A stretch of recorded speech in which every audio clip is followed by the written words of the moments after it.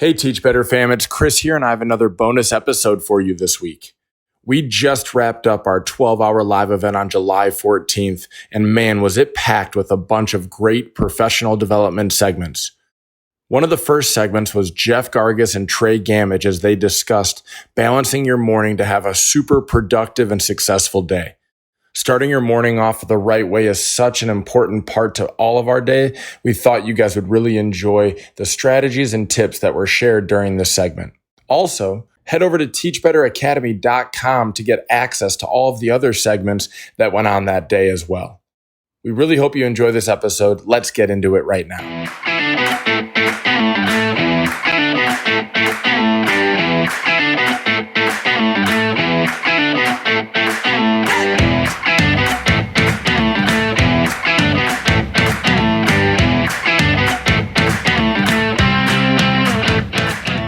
All right, welcome back to our 12-hour live. This is 12 hours of free PD for you all day long. We're on Twitter, we're on Twitch, we're on Facebook, we're on YouTube. And right now I am on with my good friend, Tre Gammage. Tre, how are you this morning, brother?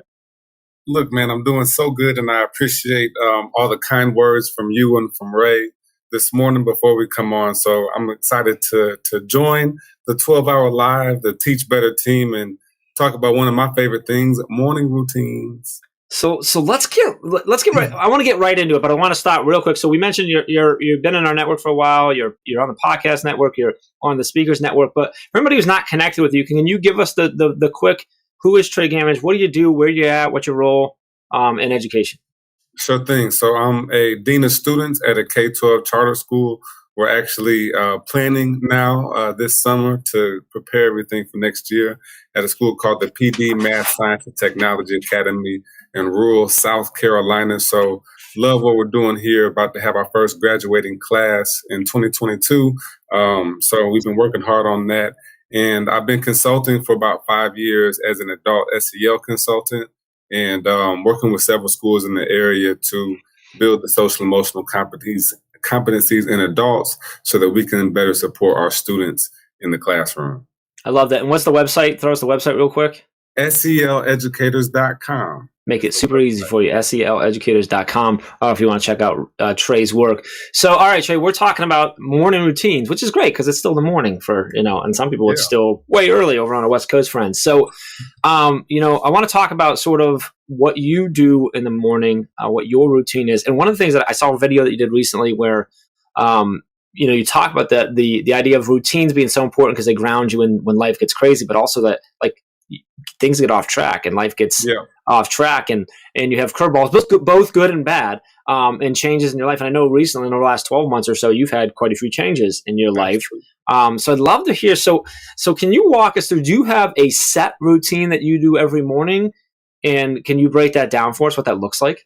For sure. So I think one of the first points is to be flexible with your morning routine. And, some of the changes that I've had, having a child, moving to a new home, I've got a longer commute now to work. So there's times when I now have to be flexible. So where traditionally my morning routine is waking up, I pray, I read my Bible or a Bible verse, like Bible study in the morning.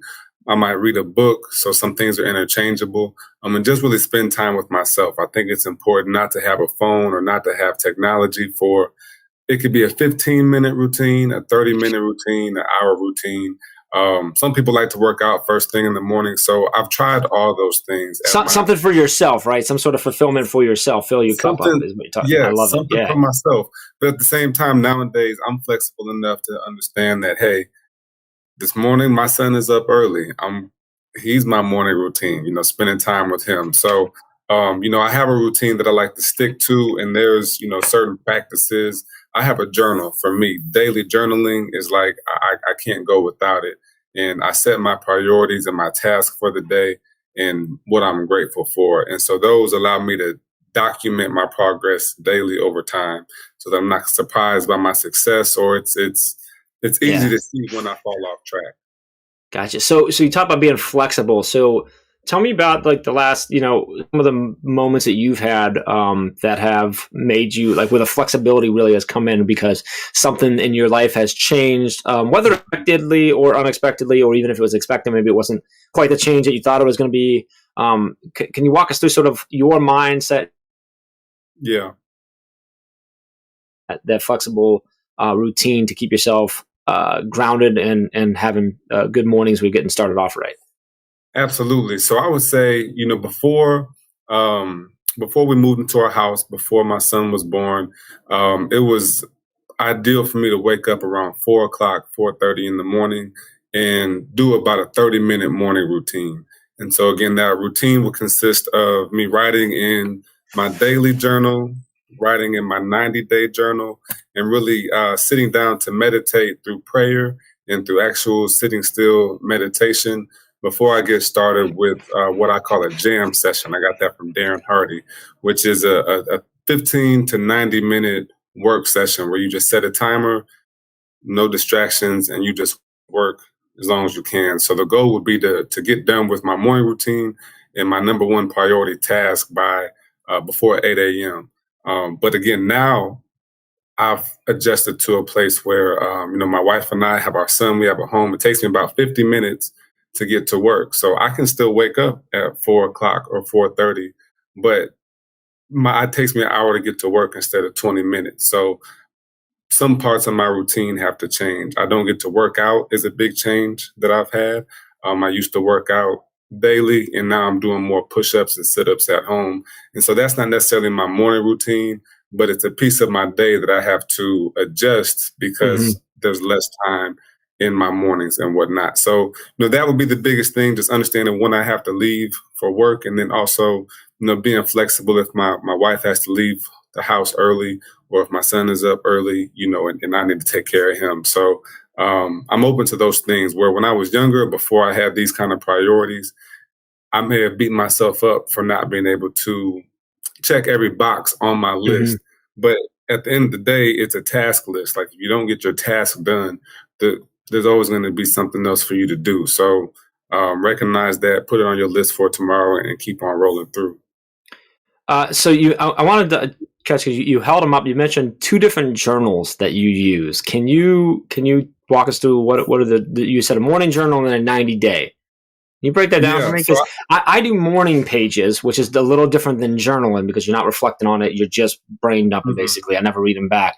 So tell me about your morning journey. What does that look like? And then I'm sure some people probably want to know, like, what journal do you use, right? Because they're going to go get it on Amazon or whatever. Yeah. But what do you use and how do you utilize that? So this journal is just it's a basic journal, no lines, no prompts, no nothing. It's wide open. Every day, I just like to, for me, a lot of times, it just feels good to whatever's in my head, put it down on paper. If it's an incantation or a manifestation I want to have, or if it's a thought that I don't want to have anymore, I just like to write every morning. So again, in my past, that's something I've been able to do for 10, 15, 25 minutes. But now I just like to, hey, how you feeling today? How you feeling about the day? Whatever the case is. And then I have my 90-day journal. This is from bestself.co, bestself.co. I do have an affiliate link with them for 15% off. That's Gammage. They've been out for a few years now. I've been using these journals for about 4 years. And the way you can think about it, a lot of people will set annual goals, but motivation doesn't last. The 90 days is about the length of time that motivation does last. So for me, I actually find that 6 weeks through these 90-day journals, 13 weeks, I find that I usually have a stumbling block around 6 or 7 weeks where I lose focus or I need another task to add on to my list because things become too redundant. So because I'm using these journals and every day and every week, I'm reflecting on what's going on. I'm able to see, okay, don't plan the whole 13 weeks. Plan the first 6 or 7 and then re-strategize in the middle of it so that you don't get burnt out and you kind of get to reset yourself. And I love that you say that and that your transparency there, Trey, because I think one of the most important pieces, and we had a conversation about this a while back, I think maybe on our last live hour, 12-hour live with Lindsay Titus about how just the importance of self-awareness of what works for you, right? Yeah.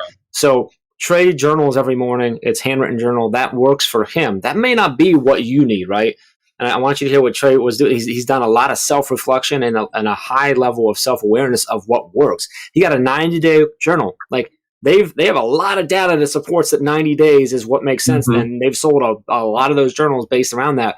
But Tre realized, I love that you realize, 90 days isn't what for me. I got to go short. I got to go 6 weeks. That's where I got to go. Cause I think that's such an important piece of the morning routine. So like same when you talk about like your commute changing, like some people that would just eliminate something, or now I got to work out late at night, which means I'm working later. You said, no, it's got to adjust what workout means, right? I might not be able to go hit a full routine in, but I'm going to at least get my body going with some push-ups, sit-ups, stuff like that I can do at home. That doesn't take much time, right? So it's being aware of yourself and your situation, being real, being self-aware, and adjusting based on that. So what's your car? So you got a 50-minute car ride. What's that like? What are you doing in your? I hope that's not a weird question, but like, is that part of your routine? Are you utilize that in a very specific way, or is it kind of like just time to be relaxed and open, or are you listen to podcasts all the way there? Like, what's that look like for you? So again, I don't want to sound too robotic. Like I have my mornings where I'm just listening to sports talk radio or, whatever the case is. But It is something that I try to be strategic with. So towards the end of the school year, so I moved in January. So basically the whole second semester, I had that 50-minute car ride. So in the mornings, it'd be like 10 minutes to the highway, and then I'm on the highway for about 30 to 45 minutes. So maybe the first 10 minutes, I might catch up what happened last night, what games went on, whatever. But when I hit the highway, I got Audible. And so I would try to listen to a book a week. And so I listened to Building Your Story Brand and Building Your Marketing Brand. There was a couple books that I listened to. And then right now, there's some podcasts, Earn Your Leisure, David Shands, I think it's called Sleepers for Suckers, or the Social Proof podcast. There's different kind of business or motivation or mindset oriented podcasts that I feel like are necessary for me right now because I want to be more focused and more disciplined is what I feel like I need to have kind of moving forward. So there's different stuff that I like to listen to in the mornings, and then in the afternoon on my commute back is where I will take my time and I'll listen to my sports radio, or I'll make my phone calls to family, or I just relax because when I go back in the house, it's I want to be ready to be a husband and to be a father. So you're using that commute home almost as the transition from professional Tre to family Tre. Yeah, I love that. Exactly. Joe, I'm not sure. I think maybe are you asking about the journals? So Joe's asking, can you say those are going to drop the links? I'm not sure. Can you tell what was the name of the journal? And it was your Best Self. Say that again. bestself.co. And you can use Gammage as the a code there. So if you do go get one of these, make sure you use Gammage so that Tre gets hooked up with his affiliate link there. So someone's asking what part of South Carolina do you teach in? There's the question right there from Lance. So if you want to share that. I'm in the PD region, so it's in Bishopville, South Carolina. I used to work at the Governor School of South Carolina as well. That's in Hartsville. I've worked with there's a few rural charter schools that I've worked with, the Midland STEM Institute out in Winsboro, South Carolina, other areas like that. So primarily, though, it's Bishopville is where my school is at. AJ said a little bit earlier, the discipline to wake up and get right to work is tough. I can't get moving until my first cup of coffee. My response, I'm laughing a little bit at AJ because I totally feel you. But like, I think for me, AJ, go back to like what Tre kind of hit on is understand what works for you. If your morning doesn't just because it's Tre's routine and what works for him is to get that hour work or 90 minute. I can't remember how long you said it was. That may not be the thing for you. Like for me, my morning routine is I get up, I get my cup of coffee because AJ, I need that too, and I take at least 30 minutes of reading. And it can be any kind of reading. I might be reading a book, Blinkist, a book on Blinkist, or just reading through news articles, business articles, whatever it is. I'm taking 30 minutes, and really for me, that is my self-awareness of how my mind works in the morning. And I get a little as soon as I wake up, I start thinking about how I should have woke up an hour earlier and started working no matter what time I wake up and get my mind. That's my intentional, slow down, Jeff, enjoy yourself, your morning for a minute here, sip on your coffee, sit on the couch, and wait for the kids to come out and whatever, hug in the morning before I then get into work mode. So AJ, I really think it's all about that self-awareness, figuring out what works for you and put that in place there. So Absolutely. I was thinking too, for a teacher, you might be in a situation where home is not your place to do your morning routine. Maybe That's a you get good to point. school and you have a routine as soon as you get to campus. These are the steps you do to get ready for the day. So there's a variety, and perhaps it's not a morning routine, but an evening routine that you have that gets you set up for the following day. So it's all about what works for you. I think that's a great point. I know we're talking about the morning, but you just went there, so I'm going to go there. What's the evening routine look like for Tre Gammage? How do you prep yourself to be ready for your morning? Because that is a big piece of that. It absolutely, and it's a place where I spend more time on my morning routine. The evening routine I'm a little more flexible with. Especially now what I'll do in the evenings, towards the end of the night, I'll stay up, and any final tasks I need to do, I'll take care of those, and then before I'm done, I like to go into my same journal, the 90 day, and at the start of the day, it says, what 3 tasks do you want to get done? What's going to make the day complete? And so at the end, I just look at my day and say, okay, can I check some things off? Do I X some things off? And then I say, okay, well, I'm still happy with how this day turned out, or I'm not happy with how the day turned out. And so for me, Sundays are my planning days. So on Sunday, I went through the week and I prioritized my meetings. And like this week, I'm planning all week with our leadership team. So I know what the week looks like. Excuse me. And so anything extra that I have, I'm able to schedule that in. And so like in the evenings, I'm not necessarily planning for the next day, but I already know what's on the agenda. And in the morning, I'll prioritize those.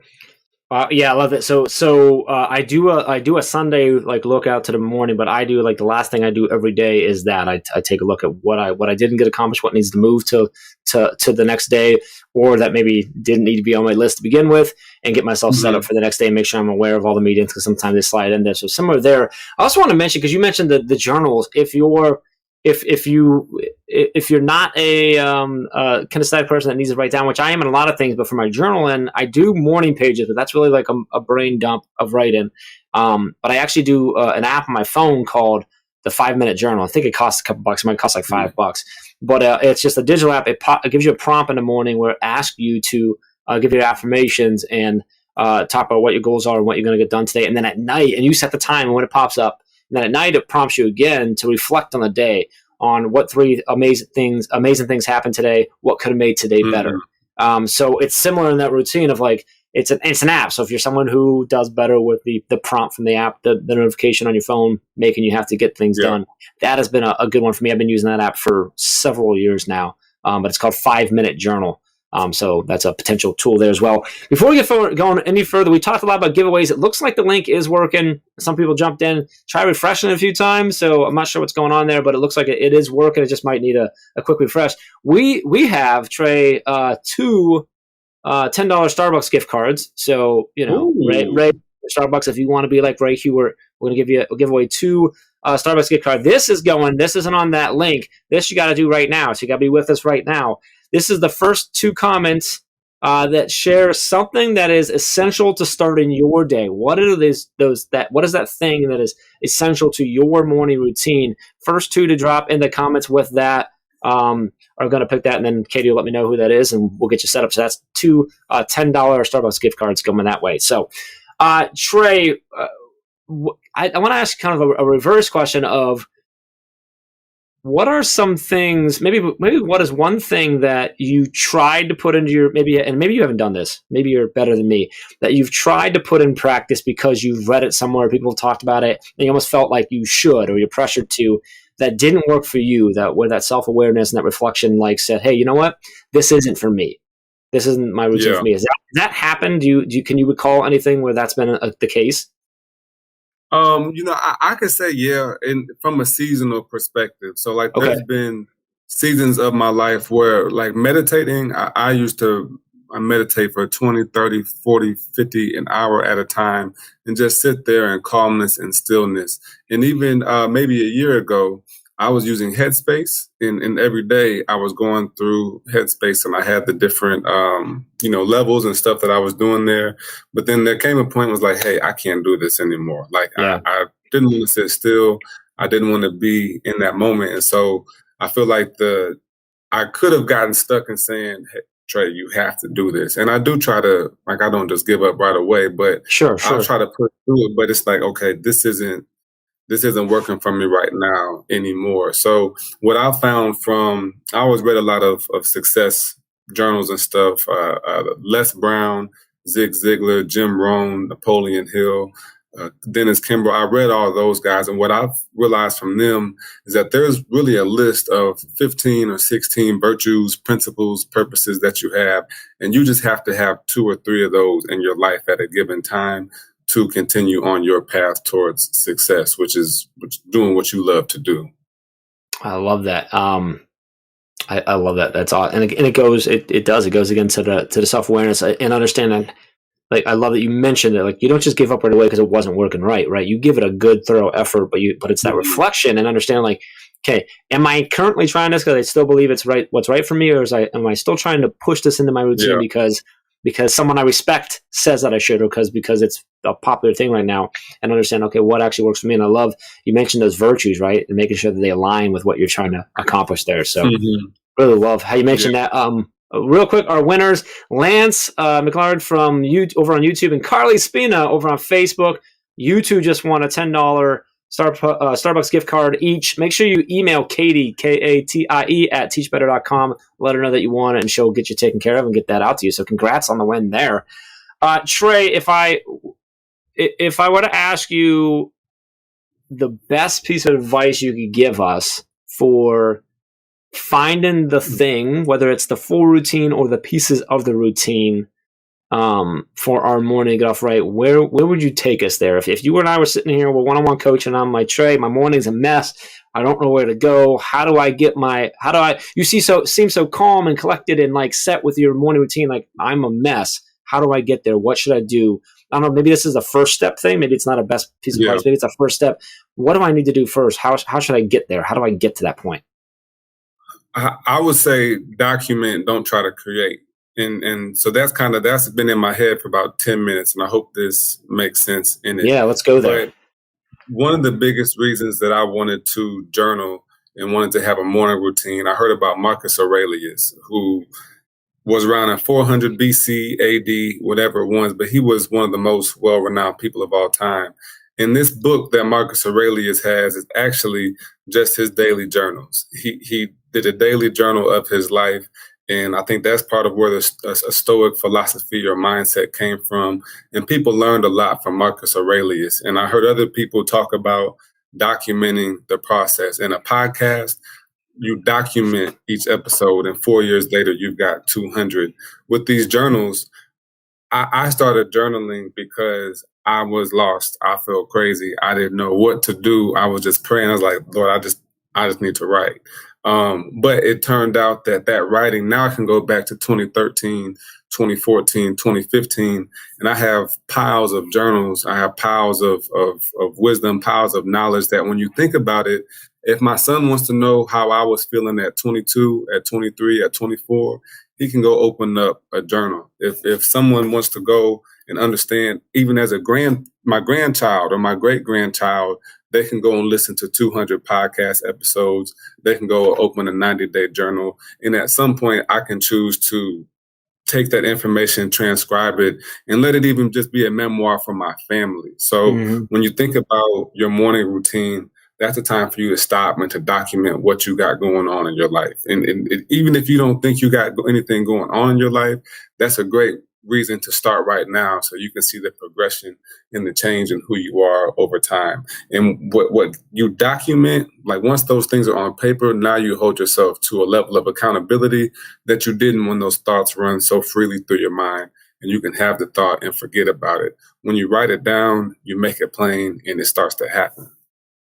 Wow, that the legacy, the memoir to your family, that's so powerful. I love that. And I love, talking about the document, and like you talked about the podcast and writing, like somewhere down the line, you're going to have a whole lot of content that you could potentially put into something.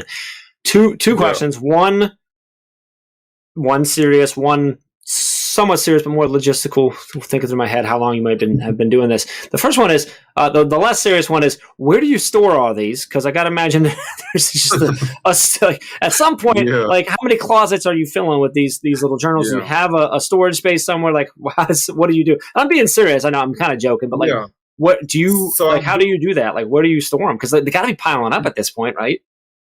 They are. There's actually I think it's like an 18 by 24 foot box. Since we moved, I have them they're in a box in my office. So I have a little space in there where the books are on the bottom, and I stacked a lot of bags and stuff on the top. So prior to that, I had them in like a 3-drawer chest type of thing, one of those plastic ones. But that thing fell apart because the journals are too heavy. So my oldest journal is from 2013. Okay. But I started journaling consistently probably in 2015. That's still 6 years of. How many of these smaller your morning journals? How quickly do you go through those typically? So there was points where if it was 100 pages, it'd be 100 days. So so typically a page a day. So you're about a page a day. That'd be about the average. And then so there may be some days if I'm like back when I was starting the podcast or starting my business, there's some journals that are dedicated to ideas. And so I've got maybe 3 or 4 journals that are about the dash or about my business. And if I was getting in the zone, I might have 5 pages one day, and then I might not have something for a couple of days, and then I have 2 more. So on average, about a page a day. So then how often do you yourself, and is this something that is like set in place, or is it just when you're feeling it? How often do you go back to those older journals like 3 years ago, 4 years ago, and read through them and reflect and pull ideas out of it? Is that something that is a routine that's in place, or just kind of like every now and then you feel like it, so you go look? Like what does that look like? So I've organized them before and like put them in order. But in my head, I still got my head down and I'm grinding. So I'm not ready to look it's not up. Reflection time quite yet. Okay, I got you. It's not reflection time. So I've still got my dad and my brother used to tell me, you got till you're 30 to keep on grinding. And so I still got a couple of years to get there. And so I don't feel like I have time yet to look back. And maybe that's a self-reflection too of being more satisfied with that stuff. But I know how I've changed. And I know I'll be probably transformed by some of that, but I haven't taken the time to look back at a lot of those yet. It's going to be a fun time when you do, and how many books come from that, I think, or podcast episodes. So I'm not going to skip over the fact that you said you have a couple of years till you're 30 and just made me feel extremely old. And I know Dave Schmidt's back in the green room, the waiting room there, and he's like, come on, dude, really? Because Dave's older than me, just saying. So Tre, we're just about wrapped out of time. Congrats to the winners of the gift card. It does sound like things are working over on the page. So you can go submit your info. You only got to do that once to win all the other stuff, all the other prizes over at the 12-hour giveaways form. Also, I know our team dropped in. If you go over to teachbetterswag.com all day today and use 12-hour summer love, get 25% off any and all swag throughout there. And yes, you can use it multiple times, but it will expire. That ends at the end of today, in Eastern time zone. So make sure you head over and do that. We're about to get into pivot. Moving past this last year, that's Dave Schmidt. He's got Josh Stamper and the amazing LaVonna Roth. I'm so freaking jealous right now, Dave. And I know Dave's just like, too bad, buddy. And I know Ray's jealous as well. So super excited for that session. Stick with us all day long. Tre, man, I so thankful for you just all the time and being connected to you, and for you taking some time out and hanging out with us today. One last time, best way for people to get to connect with you, throw the site really quick. Let us know where we can get more conversations with you going. Yep, SELeducators.com and SEL Educators on YouTube, Facebook, LinkedIn, Instagram. I'm at Tre Gammage. I see AJ's question about the journals. It is the self journal. I've also used a 6-month journal and the habit tracker. So Tre, can you do me a favor? When you're done, can you jump in the comments, maybe drop some links in there for us when you're done? Okay. So sorry, I didn't mean to interrupt you there. I'm like, a lot of people are asking about that. So I really would love to have that. And it'd be awesome. So appreciate you, brother. And his Twitter's been on screen all day. That's your Twitter and your Instagram, correct? At Tre Gammage. Yeah. Gotcha. I love it. Right. Tre, appreciate you so much. Thank you so much for hanging out with us. We're going to be right back. More 12-hour continue with Dave, Joshua Stamper, and LaVonna Roth. Stick with us. We'll be right back in a minute.